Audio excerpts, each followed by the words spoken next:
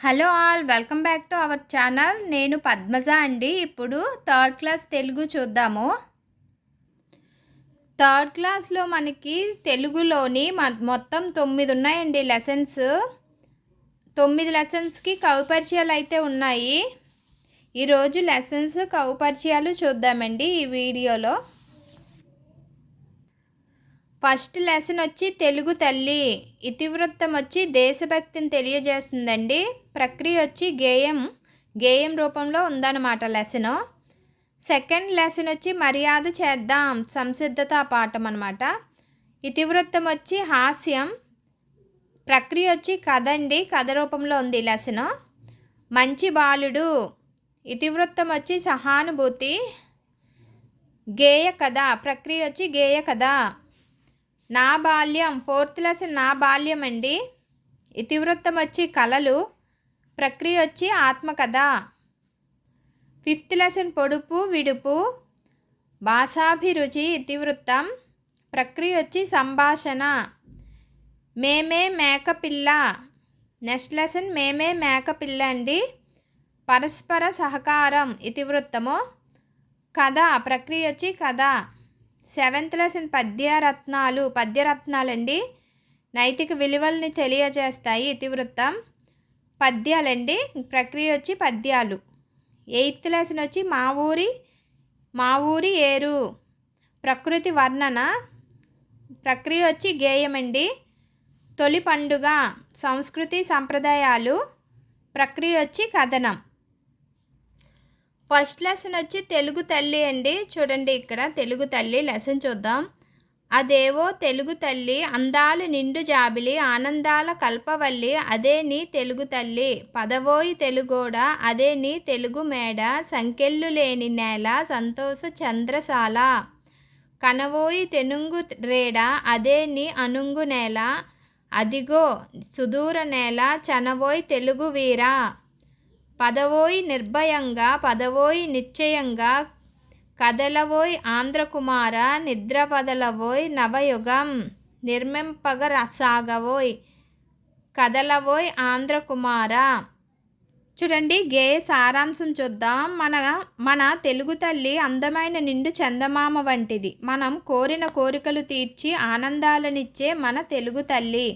ఓ తెలుగువాడ ముందుకు నడు, ఈ తెలుగు నేల అందమైన మేడ వంటిది. ఇది స్వేచ్ఛ స్వాతంత్రాలనిచ్చే చక్కని నేల, సంతోషాలనిచ్చే చలువరాతి మేడ వంటిది మన తెలుగు నేల. అదే నీ ప్రియమైన నేల. ఈ తెలుగు నేల విశాలమైనది. ఓ తెలుగు వీరుడా, కొత్త లోకం నిర్మించడానికి నడుం బిగించి ముందుకు సాగిపో. భయం లేకుండా ముందుకు వెళ్ళు, నీదే విజయం. గేయ సారాంశమండి. అర్థాలు చూద్దాం. కల్పవల్లి కోరిన కోర్కెలు తీర్చేది. జాబిల్లి చందమామ. తెనుంగు తెలుగు. చంద్రశాల చలువరాతి మేడ. కనవోయి చూడవోయి రేడు రాజు. అనుంగు ప్రియమైన. సుదూరం చాలా దూరం. చనవోయ్ వెళ్ళవోయి. నవయుగం కొత్త కాలం. నిర్భయంగా భయం లేకుండా. నిశ్చయంగా నమ్మకంగా తప్పనిసరిగా. చూడండి కవి పరిచయం చూద్దాము. శ్రీరంగం శ్రీనివాసరావు గారు. శ్రీశ్రీ అంటాం కదా. 14/4/1910 నుండి 15/6/1983 వరకు ఉన్నారు. ఇది చాలా ఇంపార్టెంట్ అండి ఈ కవి పరిచయం అయితే. శ్రీశ్రీగా ప్రసిద్ధి చెందిన శ్రీరంగం శ్రీనివాసరావు మహాకవి, అభ్యుదయ యుగకర్త, కథకులు, నాటకకర్త, విమర్శకులు, అనువాదకులు. మహాప్రస్థానం తెలుగు కవిత్వాన్ని ఒక మలుపు తిప్పిన రచన. మరో ప్రస్థానం, ఖడ్గసృష్టి, ఆయన ఇతర రచనలు, అనంతం వారి స్వీయ చరిత్ర. చూడండి ఇక్కడ మరో ప్రస్థానం ఉంది, మహాప్రస్థానం అని ఉంది. రెండు ఉన్నాయి విడివిడిగా చూడండి. ఇంపార్టెంట్ అండి.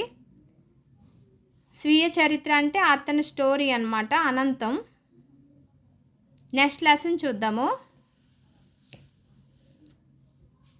తల్లి భారతి వందనము. ప్రతి లెసన్కి ఈ మాసపు పాట అని ఒకటి ఇస్తారండి. తర్వాత ఈ మాసపు కథ అని ఒకటి ఇచ్చిన తర్వాత నెక్స్ట్ లెసన్ స్టార్ట్ అవుతుంది, సెకండ్ లెసన్. మనం ఫస్ట్ లెసన్కి ఈ మాసపు పాట, ఈ మాసపు కథ కూడా చూద్దామండి.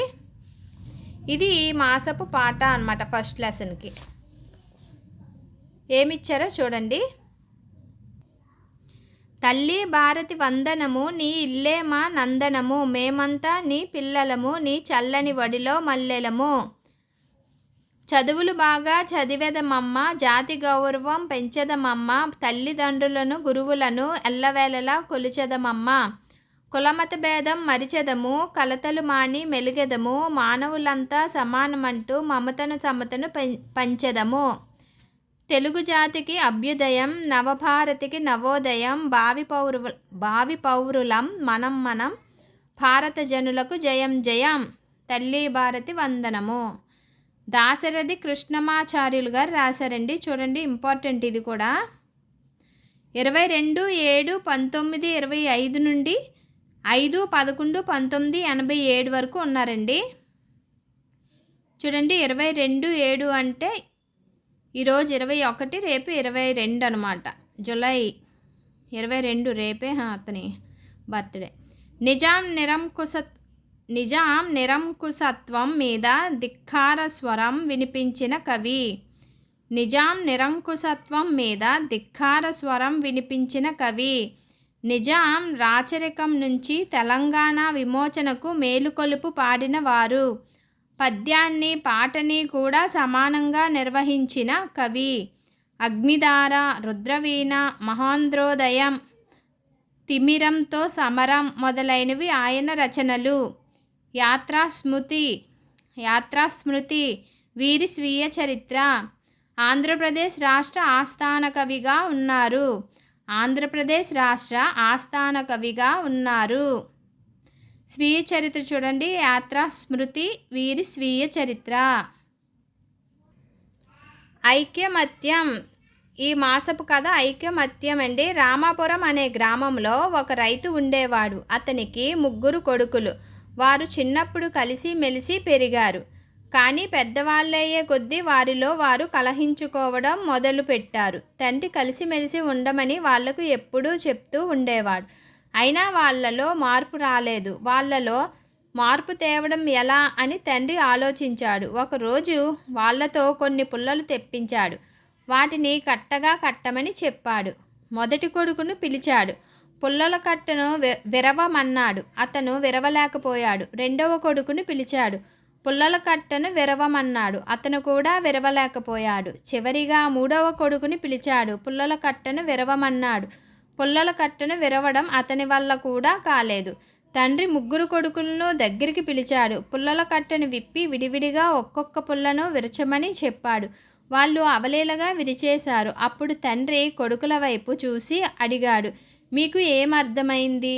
నాన్న, కలిసి ఉంటే మమ్మల్ని ఎవరూ ఏమీ చేయలేరు. విడిపోతే బలహీనులైపోతాం నాన్న. ఇక కలిసి ఉంటాం, ఎప్పుడూ కలహించం అన్నారు కొడుకులు. తండ్రి సంతృప్తి చెందాడు. చూడండి కవి పరిచయం. లియో టాల్స్టాయ్ 9/9/1828 నుంచి 20/11/1910 వరకు ఉన్నారు. ఈ కథకు టాల్స్టాయ్ కథ ఆధారం. లియో టాల్స్టాయ్ ప్రపంచ ప్రసిద్ధి పొందిన రష్యన్ కథకులు, నవలాకారులు. సమరం శాంతి, అనాకెరినినా వంటి గొప్ప నవలలు రచించారు. మొత్తం ఈ లెసన్లో మనకి 3 కవి పరిచయాలు అయితే వచ్చాయండి. నెక్స్ట్ లెసన్ చూద్దాము. మర్యాద చేద్దాం. చూడండి, మర్యాద చేద్దాం. చూడండి, సెకండ్ లెసన్ మర్యాద చేద్దాం. ఇతివృత్తం వచ్చి హాస్యం అండి. ప్రక్రియ వచ్చి కథ. ఇదిగోనండి సెకండ్ లెసన్ మనకి మర్యాద చేద్దాం. మనకి ఇక్కడ చూడండి హాస్యం అన్నమాట కథ. మర్యాద చేద్దాం ప్రక్రియ కథ, ఇతివృత్తం హాస్యం. పూర్వం కళింగ రాజ్యంలో పరమానందయ్య అనే పండితుడు ఉండేవాడు. ఆయనకి 12 మంది శిష్యులు. వారు చాలా అమాయకులు. వయస్సు పెరిగినా వారికి బుద్ధి పెరగలేదు. వారు చేసే పనులు కోపంతో పాటు నవ్వు తెప్పిస్తుంటాయి. ఒకరోజు పరమానందయ్య గారు భార్యతో కలిసి గుడికి వెళ్ళారు. అదే సమయంలో పొరుగురు నుండి పేరయ్య అనే పండితుడు వచ్చాడు. వస్తూనే ఓయ్ పరమానందం, ఒరేయ్ పరమా అంటూ కేకలు వేశాడు. ఆ కేకలు విన్న శిష్యులకు విపరీతమైన కోపం వచ్చింది. తమ గురువుగారిని ఓయ్ ఒరేయ్ అంటాడా అనుకున్నారు. అంతే, ఆయన్ని ఇంట్లో స్తంభానికి కట్టేశారు. కొట్టడానికి కర్రల కోసం ఇద్దరు బయటికి వెళ్ళారు. ఆ పండితుడు అదృష్టం బాగుంది. అదే సమయానికి పరమానందయ్య దంపతులు ఇంటికొచ్చారు. వస్తూనే పరమానందయ్య గారు అయ్యో అయ్యో ఇదేం అఘాయిత్యంరా, ఈయన నా స్నేహితుడురా అంటూ పేరయ్య కట్లు విప్పాడు. సమయానికి నువ్వు రాకపోతే చంపేసేవారురా పరమా అంటూ పేరయ్య బావురమన్నాడు. చూడండి పిక్చర్. శిష్యులు బిక్కమొహం వేశారు. పరమానందయ్య గారు పాపం వీళ్ళకేమీ తెలియదు, వట్టి అమాయకులు, వారిని క్షమించు అన్నాడు. పేరయ్య పరమానందయ్య దంపతులను పెళ్లికి పిలిచి వెళ్ళిపోయాడు. అప్పుడు పరమానందయ్య శిష్యులను పిలిచి కోప్పడి ఒరే మన ఇంటికి వచ్చే అతిథుల్ని గౌరవించి మర్యాదలు చెయ్యాలి అని చెప్పాడు. శిష్యులు సరేనని తలలూపారు. పరమానందయ్య గారు భార్యతో కలిసి పేరయ్య కూతురి పెళ్లికి పొరుగురు వెళ్ళారు. అదే అదునుగా 3 దొంగలు ఆ రాత్రి పరమానందయ్య గారి ఇంటికి దొంగతనానికి వచ్చారు. ఇంటికి కన్నం వేయడం మొదలుపెట్టారు. ఆ అలికిడికి శిష్యులకు మెలకువ వచ్చింది. శిష్యుల్లో ఒకడు ఒరేయ్ పెద్ద మనుషులురా, అతిథి దేవుళ్ళు ఇంట్లోకి దూరి వస్తున్నారు, బాగా మర్యాద చేద్దాం అన్నాడు. వాళ్ళు లోపలికి దూరి వస్తున్న ఒక్కొక్కరిని లోపలికి లాగారు. ఎవరూ లేరని ఇంట్లో చొరబడిన దొంగలు ఆ 12 మంది శిష్యులను చూసి మొదట భయపడ్డారు. తర్వాత వారి అమాయకత్వాన్ని గ్రహించారు. చప్పుడైతే ఊరి జనులు నిద్రలేస్తారని మౌనంగా ఉన్నారు.